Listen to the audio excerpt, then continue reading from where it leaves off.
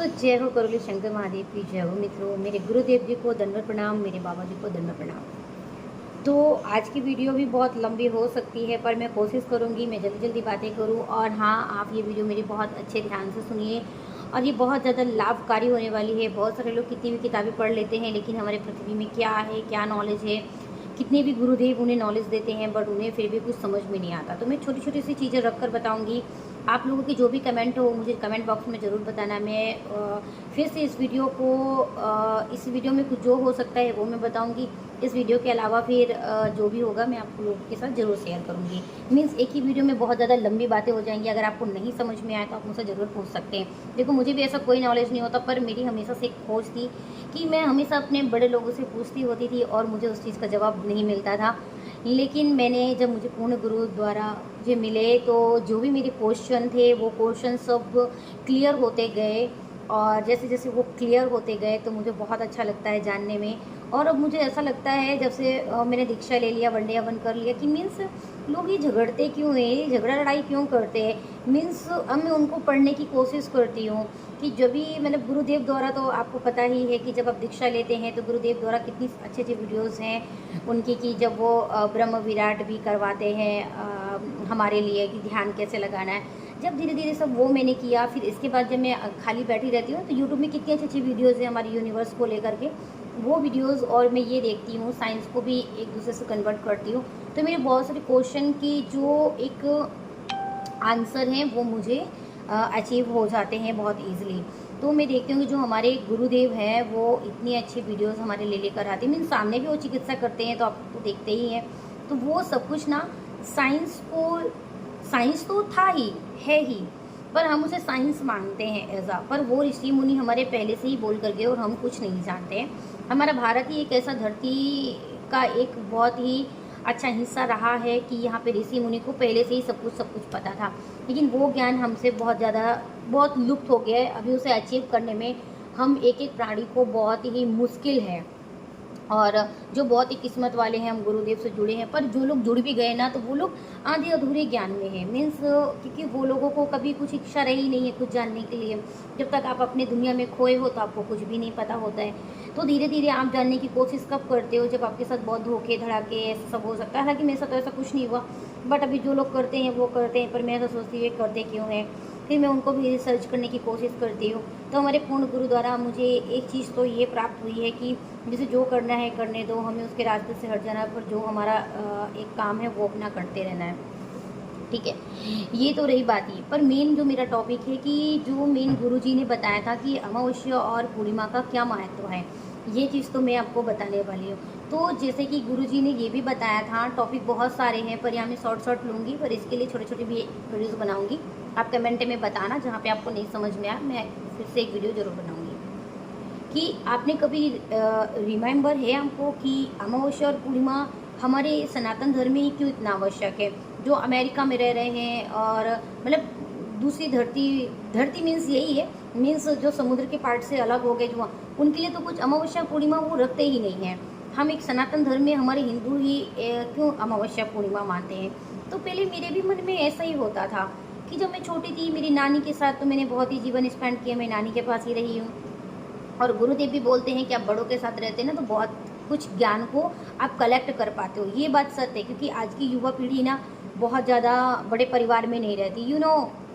Possible भी नहीं है, क्योंकि इनके पेरेंट्स की जॉब बाहर होती है और आज के टाइम पे इतने खर्चे हैं कि वो गांव में जीवन नहीं व्यतीत कर पाते। पेरेंट्स बड़े गांव में रहते हैं और बच्चों को तो शहर में रहना पड़ता है, फिर बच्चे भी वहीं पे पैदा होते हैं, वहीं पे स्कूल कॉलेज हो जाता है, तो वो बड़ों से बहुत वंचित है। तो आज की जनरेशन पुरानी पीढ़ियों को नहीं जान पाएगी, पुराने ज्ञान को नहीं अर्जित।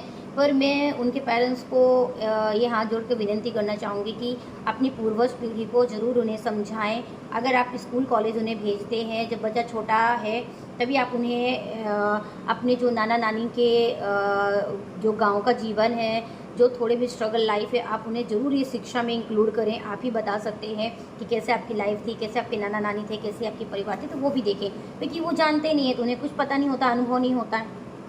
ओके, तो ये रही कि गुरुजी ने भी सीधा एक ही बात बोलते हैं कि ये सब कुछ अनुभव का। तो मेरा विषय ये था ना कि जब दादा दादी होते हैं, नाना नानी होते हैं, हमें उनसे बहुत कुछ सीखने को मिलता है। अब आप बोलते हैं बहुत कुछ सीखने को क्यों मिलता है, क्योंकि देखो वो जो जर्नी वो काट चुके होते हैं, वो जो लाइफ उनकी इतनी लॉन्ग लाइफ होती है, तो वो फिर हमें बैठ कर के बहुत कुछ सिखाते हैं। जब हम बच्चे होते हैं तो वो हमें बहुत दुलार और प्यार करते हैं। आपके साथ भी ऐसा हुआ गया? हाँ, मेरे साथ तो हुआ है। मैं बहुत मतलब बहुत बड़ी हो गई थी, बहुत बड़ी मीन्स मेरा शादी भी हो गया था। शादी होने के बाद फिर मैं जब घर जाती थी तब भी जो मेरे साथ बहुत बड़े बुजुर्ग थे उनका साया था मेरे हाथ में, कि वो मेरे शादी से ले बचपन की चीज़ें बताते थे कि तुझे ये नहीं करना है, तू ये क्यों खा रही है, तूने अभी जस्ट खाया तो तुझे खट्टा लग गया, नहीं इसको ऐसे नहीं करना है, अरे जल्दी जल्दी बारिश आ रही है, आज अमावस्या है, आज पूर्णिमा। मैंने बोला करती थी क्यों ऐसे कर रही है। वो फिर शादी होने के बाद आप किससे मतलब नहीं रखना है, किससे कितना धर्म से रखना है, वो सब समझाते थे। तो गुरुजी की वीडियो भी एक दिन ऐसे ही मैं सोच रही थी ना, तो मेरे क्वेश्चन के जवाब तो बहुत मिल नहीं पाते थे, तो गुरुजी ने भी वही बोला। एक न्यूज़ रिपोर्टर आए थे तो उन्होंने बोला उनसे कि हमें जो अनुभव ही सब कुछ, मैं भागवत गीता रामायण से संबंधित तो नहीं, पर मैं अपना अनुभव शेयर करूंगा जो हमें बड़े बूढ़े जो हमारे बुजुर्ग थे उनसे मिले हैं। पर ये सत्य बात है, वो जो जीवन जर्नी अपनी इतनी लॉन्ग लाइफ को काट चुके होते हैं ना, वही हमें सबसे अच्छा सजेस्ट कर सकते हैं, वो हमारे सबसे अच्छे फ्रेंड होते हैं। क्योंकि माता पिता तो हमें पैदा करने के बाद वो जीवन के लिए बहुत आवश्यक है, पर वो तो अपने ही काम पर बिजी होते हैं। पिताजी तो कभी टाइम नहीं मिलता, वो तो अपने काम पर बिजी होते हैं, क्योंकि वो फिर हम किस चीज़ से डर रहे हैं, क्या चीज़ नेसेसरी है, वो नहीं जान पाते। एक माँ जानती है, पर माँ को भी घर के काम होते हैं, फिर उन्हें सुबह से वही स्कूल भेजना, हमारा सब काम।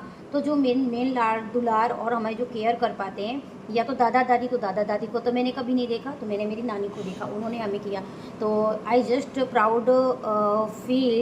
प्राउड फील कि मैं बहुत प्राउड फील करती हूँ इस बात में कि मेरे ऊपर टच वुड एक बूढ़े इंसान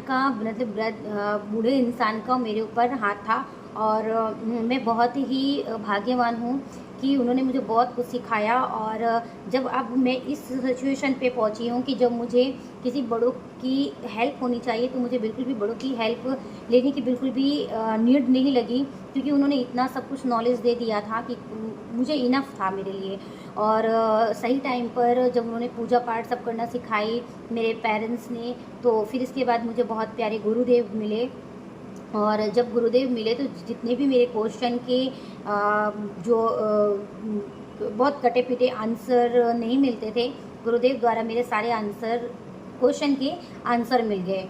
तो मैं यही कहना चाहूँगी। और बहुत मैंने और क्या बताया, अमावस्या, तो अमावस्या को लेकर के जब बड़े बूढ़े बोला करते थे ना, तो मुझे पता नहीं चलता था कि इन्हें ऐसा अनुभव क्यों हो जाता है। ये अगर कोई पशु पक्षी बोल रहे हैं तो इन्हें ऐसा क्यों पता चल जाता है कि आज बारिश होने वाली है। तो देखो, जो हमारा पृथ्वी का चक्कर है, मैंने लिख के भी रखा है मीन्स, ताकि मैं आपको बहुत अच्छे से समझा सकूँ। ये मेरी नोटबुक है। देखो, पृथ्वी जो है हमारे सूर्य एकदम बिल्कुल टॉप में है, ऐसे टॉप में। और यहाँ पे समझो पृथ्वी है, पृथ्वी चक्कर लगाती रहती है, 365 दिन में ये चक्कर पूरा करती है। डेली पृथ्वी घूम रही थी, लेकिन हमें पता नहीं चलता है। ठीक है, ये एक प्राकृतिक है। मगर सारे प्राकृतिक को जब मैं गुरुदेव की बातों से कन्वर्ट करती हूँ ना, तो मेरे हर एक सवाल का जवाब मिल जाता है। हमारे से भी जो बहुत लोग बूढ़े हैं, जो अब हो रहे हैं, उन्हें ये सब चीज़ों का नॉलेज होना चाहिए। तो पृथ्वी जब चक्कर लगाती है सूर्य के, तो सिर्फ पृथ्वी ऐसी हमारी एक ग्रह है कि जो सिर्फ सूर्य की रोशनी बहुत ही परफेक्ट तरीके से पहुंचती है। बाकी एक ग्रह बहुत जो नज़दीक था वो डिस्ट्रॉय हो गया, क्योंकि उसको बहुत ज़्यादा धूप आ रही थी, जिसमें जीवन संभव नहीं था। फिर उसके बहुत जो दूर है ग्रह, उसमें भी सूर्य की रोशनी प्रॉपर नहीं पहुंचती, जिसके कारण जीव वहाँ पे नहीं रह सकते, पनप नहीं सकते, जो हमें नेसेसरी है इंसानों के लिए, तो फिर आता है चंद्रमा। तो जो पृथ्वी है और चंद्रमा, वो चंद्रमा ही पृथ्वी की तरफ घूमता रहता है, तो हमारे लिए चंद्रमा भी बहुत आवश्यक है। जब चंद्रमा घूमता रहता है तो उसमें चंद्रमा में अपनी कोई रोशनी नहीं होती, वो सूर्य से ऑब्जर्व करके रोशनी हमारे पृथ्वी में करता है। लेकिन जैसे ही घूमते घूमते वो ऐसे इर्द गिर्द में आता है कि उसमें रोशनी पड़ना बंद हो जाती है। ये करीबन महीने के 15-15 दिन का अंतर होता है। 15 दिन अगर अंधेरा होना होता है तो मतलब चंद्रमा नहीं होता। फिर इसके बाद जैसे ही चंद्रमा में रोशनी पड़ने लगती है सूर्य की, तो वैसे ही फिर आपको पता है शुक्ल पक्ष और कृष्ण पक्ष की उपाधि दी गई। कृष्ण पक्ष मीन्स अंधेरी रात, शुक्ल पक्ष मीन्स उजाली रात, ठीक है। तो यही फर्क है। तो चंद्रमा का भी हमारे धरती में बहुत ही अंतर आता। अब हम कुछ लोग बोलते हैं ग्रह नक्षत्र का हमारे जीवन में कोई वो नहीं। तो देखो राहु और केतु का भी तभी जन्म हुआ था। तो जब चंद्रमा की रोशनी नहीं पड़ती तब राहु केतु बहुत ही तीव्र से उत्पादित होते हैं। तो जो एस्ट्रोलॉजर है ना, तो एस्ट्रोलॉजर कुछ होते नहीं है, ये सारी पढ़ाई किए होते हैं। और कुछ ग्रह ऐसे हैं जो हमारी पृथ्वी से दिखाई देते हैं, लेकिन हम उन्हें डेली इतनी तेज रोशनी होती है कि नहीं देख। उन्हीं सब ग्रहों का हमारे जीवन में परिवर्तन पड़ता है। इसीलिए हमारे बड़े बूढ़े बुजुर्ग ऋषि मुनि, हमारे खुद स्वयं गुरुदेव भी बोलते हैं सुबह उठना बहुत ज़रूरी है। पर मैं सुबह नहीं उठ पाती हूँ। मैं सुबह उठने की बहुत कोशिश करती हूँ, पर ठीक है, जॉब में जाना होता है तब जल्दी उठती हूँ, सूर्य भगवान को प्रणाम करती हूँ। क्योंकि सबसे मेन है सूर्य चंद्र, क्योंकि इन लोगों की रोशनी, अगर ये लोग हमारे पृथ्वी में इनका 1% भी अगर प्रकाश ना आए ना, तो हमारी पृथ्वी का अस्तित्व नहीं है। क्योंकि चंद्र है ठंडा और सूर्य है तेज, ठीक है। तो ये सब जो अपना काम कर रहे हैं हमारे जीवन के लिए बहुत उपयोगी है, ठीक है। और हमारी पृथ्वी को स्वयं प्राकृतिक ने चुना है। तो जब प्राकृतिक ने स्वयं हमारी पृथ्वी को चुना है, तो हम और आप कौन होते हैं इस पृथ्वी और प्राकृतिक को खराब करने वाले। अगर हम प्राकृतिक के अकॉर्डिंग चले ना, तो हमारा जीवन सुखी और संपन्न है, ठीक है। तो ये तो रह गई बात। अब रह गई अमावस्या। तो देखो, जब अमावस्या में अंधेरी काली रात हो जाती है, चंद्र बिल्कुल भी डूब जाता है, तो चंद्र हमारे जीवन में उस टाइम पे रोशनी नहीं दे रहा होता है, ठीक है। तो अभी अब क्या करेंगे उस वक्त, अगर हमारे जीवन में कुछ हम गलत थॉट सोचने लगते हैं, क्योंकि हम भी तो पृथ्वी में हम ऐसे ही नहीं पैदा हुए। अगर सोचो कि सूर्य रोशनी देना बंद हो जाए, हम मर जाएंगे, ये सारी चीज़ें नष्ट हो जाएंगी। उसी तरह जब वो इतने दिन तक नहीं होता है चंद्रमा, तो हमारी पृथ्वी में कुछ ना कुछ हमारे प्रति कम हो जाता है, हमारे प्रति ऊर्जा कम हो जाती है। जैसे गुरुदेव आपको ऊर्जा के प्रति कितना सब कुछ बताते हैं। तब अगर जब हम गंदी चीज़ें सोच लेते हैं, हमारा दिमाग गंदा, तो ठंडा कैसे हो, क्योंकि चंद्रमा है ही नहीं। इसीलिए आपको अमावस्या के पहले से अच्छा सोचना। अमावस्या के दिन झगड़े लड़ाई बिल्कुल नहीं करनी है किसी से, ज़्यादा मतलब है शांत दिमाग, भगवान की ओर ध्यान देना है। सुबह उठ के सूर्य भगवान को पानी दीजिए, ठीक है, सब कुछ अच्छा कीजिए।